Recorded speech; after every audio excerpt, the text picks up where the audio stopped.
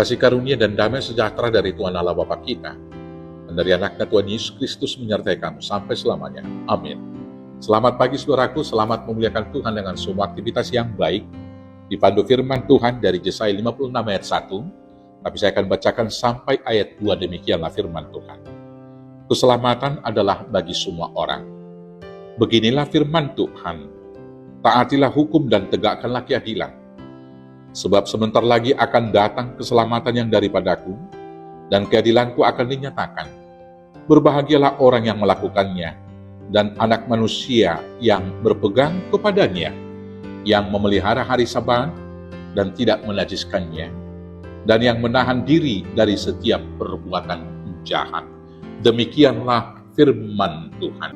Bapak Ibu Saudaraku yang terkasih dalam Yesus Kristus, ketika Tuhan memberikan tongkat kepemimpinan kepada Yosua melalui Musa, maka kata pertama yang diucapkan kepadanya adalah demikian, yaitu di Yosua 1 ayat 8 sampai dengan ayat 9, demikian firman-Nya.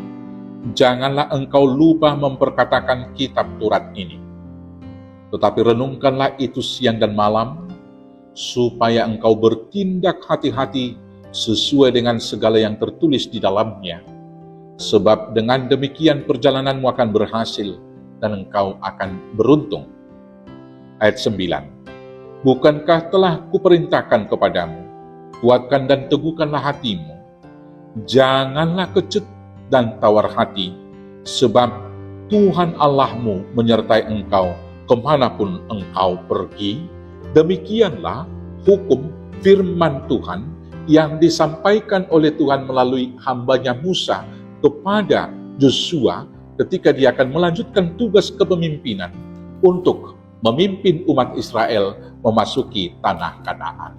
Syarat mutlak supaya beruntung dan berhasil di sana adalah tidak lupa merenungkan hukum Tuhan dan kemudian bertindak hati-hati sesuai dengan hukum yang telah ditetapkan oleh Tuhan, dan mereka akan berhasil dan diberkati oleh Tuhan. Dalam konteks bacaan kita di Yesaya, hal itu kemudian diulang lagi di sini oleh Tuhan melalui hambanya, yaitu Nabi Yesaya berkata demikian, taatilah hukum dan tegakkanlah keadilan, sebab sebentar lagi akan datang keselamatan yang daripadaku, dan keadilanku akan dinyatakan.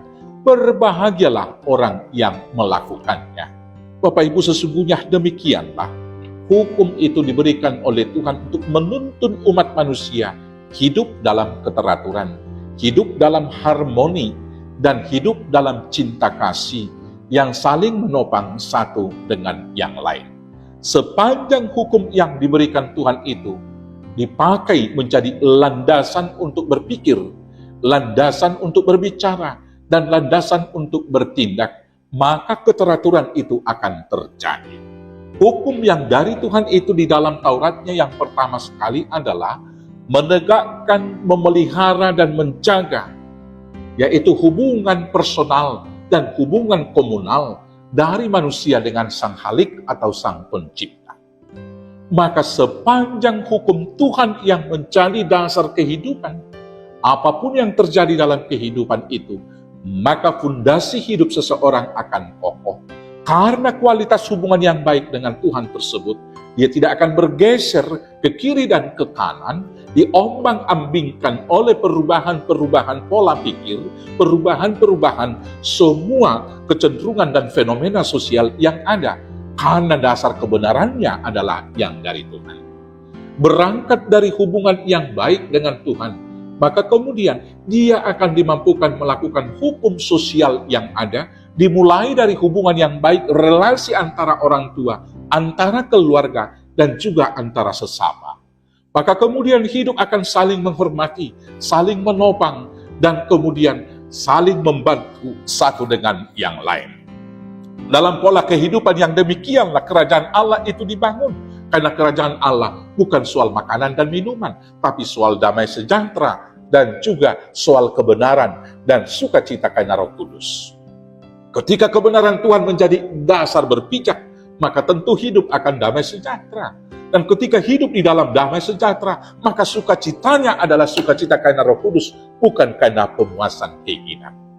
Bila hukum Tuhan yang menjadi panduan dalam kehidupan bersama, tentu keinginan yang berbeda-beda, keinginan yang banyak dari anggota komunitas, dari anggota persekutuan harus diletakkan dan tunduk di bawah keinginan dan kebenaran firman Tuhan.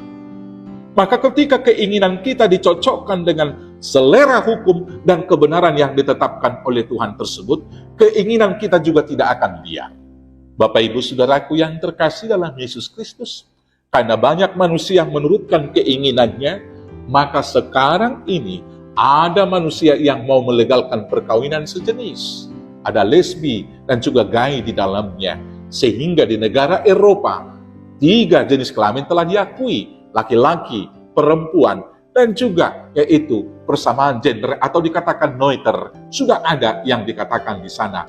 Normalnya yaitu dia netral. Bapak Ibu Saudaraku, ini adalah pemuasan keinginan yang melebihi dari dasar kebenaran, dan orang yang demikian tidak akan berbahagia.